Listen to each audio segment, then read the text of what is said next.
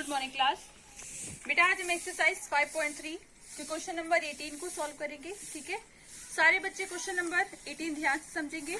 ठीक है, question number 18 में कहा गया है कि अर्धवृत्त दिए हुए हैं यहाँ पे कुछ। ठीक है, अर्धवृत्तों को इस तरह से एक केंद्र है, एक केंद्र ए है, दूसरा केंद्र बी है और इस तरह से कुछ अर्धवृत्त बनाए गए हैं। ठीक है, सर्पिला आकार एक आकृति बनाई गई है जिसमें से पहले अर्धवृत्त की लंबाई L1, दूसरे की L2, फिर तीसरे की L3, इस तरह L4 और टोटल जो अर्धवृत्त बनाए गए हैं वो 13 अर्धवृत्त बनाए गए हैं। ठीक है, फिर समझ लो क्वेश्चन में कहा गया है कि आपको एक सर्पिलाकार अर्धवृत्त बनाया गया है। ठीक है, और ये आकृति आपको गिवन भी है, क्वेश्चन में भी दी हुई है। ठीक है, आप वहां से भी समझ सकते हैं कि यहाँ पे कहा गया है कि अर्धवृत्तों की जो लंबाइयां हैं, कुल कहने का तात्पर्य यह है कि जो अर्धवृत्तों की लंबाइयां हैं वो क्रमशः L1, L2, L3, L4, उसके बाद बेटा फिर हम जब राउंड लगाएंगे तो ये लाइन ऊपर जो आएगी वो L5 हो जाएगी, नीचे से जाएगी फिर वो L6 हो जाएगी, इस तरह L7, L8,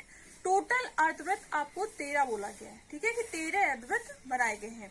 तो इनकी लंबाइयां जो है, कुल लंबाइयों का योगफल कितना होगा ये आपको फाइंड करना है। ठीक है, तो देखिए, और ये भी कहा गया है कि जो इनकी त्रिज्याएं हैं, क्रमशः जो त्रिज्याएं हैं क्वेश्चन में कहा गया है वो 0.5 सेंटीमीटर, 1 सेंटीमीटर, 1.5 सेंटीमीटर, 2 सेंटीमीटर, 2.5, क्रमशः इस तरह से 5.5 सेंटीमीटर इंक्रीज हो रही है। ठीक है, 0.5 सेंटीमीटर बढ़ रही है।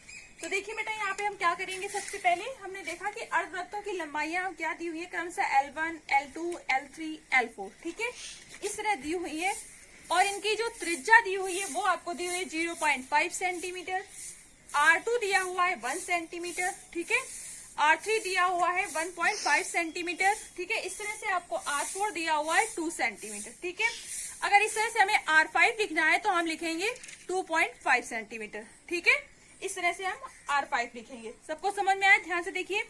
अब बेटा हम यहाँ से क्या करेंगे, यहाँ से अब हम परिध निकालेंगे। ठीक है, कि परिध जो है वो कितने सेंटीमीटर है। सबसे पहले हम L1 की निकालेंगे, जो आपका अर्धवृत्त L1 है उसकी निकालेंगे परिध, इस तरह L2 की निकालेंगे, फिर हम L3 की निकालेंगे, इस तरह से हम L4 की निकालेंगे। ठीक है, जो हम परिध निकालेंगे तो उससे हमें क्या होगा कि हमें यहाँ पे AP की जो सीरीज है वो फाइंड हो जाएगी। ठीक है, यानी समांतर श्रेणी हमें प्राप्त होगी। उसके बाद हम क्या करेंगे, वहां से फिर A, D और N से हम S की वैल्यू फाइंड करेंगे। जो S13 यानी कि इस तरह की 13 बनानी है, सर्पिलाकार वृत्त बनाने हैं, तो उन 13 वृत्तों की जो लंबाइयां हैं वो हम फाइंड करेंगे। क्लियर?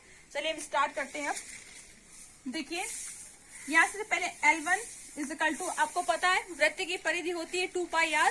ठीक है, लेकिन यहाँ पे अर्धवृत्त है यानी 1/2 इंटू 2πr। ठीक है, तो L1 की हो जाएगी 1/2 2πr1, क्योंकि हम सबसे पहले वृत्त के लेंगे R1 के लिए। ठीक है, तो यहाँ देखिए हो जाएगी 1/2 इंटू 2, पाई का मान 22/7 इंटू R की जो वैल्यू होगी वो होगी 0.5। ठीक है, ये आपकी आएगी, ये यहाँ पे कैंसिल हो जाएगा, मल्टीप्लाई करेंगे यहाँ पे, तो देखिए यहाँ पे हो जाएगा 110 यानी कि 11/7। क्लियर? हम L2 निकालेंगे इस तरह से, तो 1/2 इंटू 2πr2। ठीक है, ये देखिए 2 कैंसिल हो जाएगा, पाई की वैल्यू 22/7 इंटू R2 आपको 1.0 सेंटीमीटर। क्लियर? मल्टीप्लाई कराएंगे बेटा, हो जाएगा 22/7। ठीक है, इस तरह हम L3 निकालेंगे तो हो जाएगा 1/2 इंटू 2πr3, यहाँ से कैंसिल हो जाएगा 2, पाई की वैल्यू 22/7 और R3 की वैल्यू जो है 1.5 है। ठीक है, जब इसका मल्टीप्लाई करेंगे तो आपका हो जाएगा 33.0/7। ठीक है, इस तरह L4 जो होगा वो देखिए यहाँ पे सीरीज आपकी बन रही है 11/7, 22/7, 33/7, तो L4 आपका कितना होगा 44/7। इस तरह L5 आपका 55/7, ये आपकी सीरीज बन रही है। ठीक है, तो यहाँ देखिए आपका हो जाएगा 1/2 इंटू 2πr4। ठीक है, तो यहाँ से हो जाएगा 22/7 इंटू 2, तो यहाँ से आपका हो जाएगा 44/7। क्लियर? अब देखिए बेटा, AP की जो सीरीज यहाँ से बनी है वो है 11/7, 22/7, 33/7 और 44/7।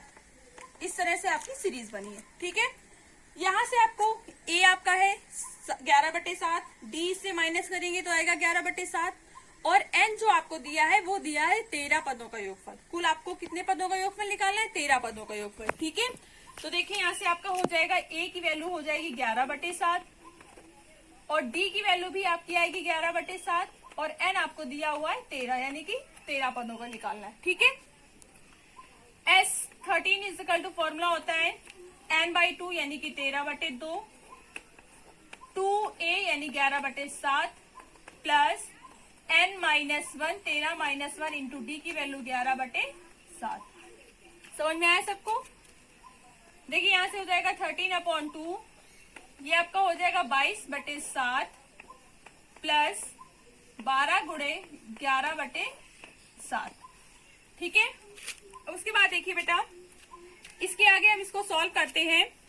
देखिए इसके आगे आपका ये आएगा, स्पेस नहीं इसलिए मैं इसको इरेज कर रही हूं। ठीक है, ये आपका हो जाएगा 13/2, फिर उसके बाद 22/7 प्लस मल्टीप्लाई करिए 11 2 जा 22, 11 1 जा 11 और कैरी टू 13/7। ठीक है, देखिए यहां से प्लस करेंगे हम तो हो जाएगा आपका 4 5 1/7। ठीक है, ये आपका हो जाएगा। 7 से डिवाइड करिए, 7 2 जा 14, 7 2 जा 14। ठीक है, तो ये आपका हो जाएगा 13/2 मल्टीप्लाई 22, देखिए 11, यानी हो जाएगा 13 इंटू 11, 11 3 जा 33, 11 1 जा 11 कैरी 3 4, 143, यानी कि जो आपका ये आपकी जो लाइन्स है यानी कि अर्धवृत्त है, इनका जो कुल लंबाई और कुल योग आएगा वो आएगा 143। ठीक है, चलिए नोट कर लीजिए इसको।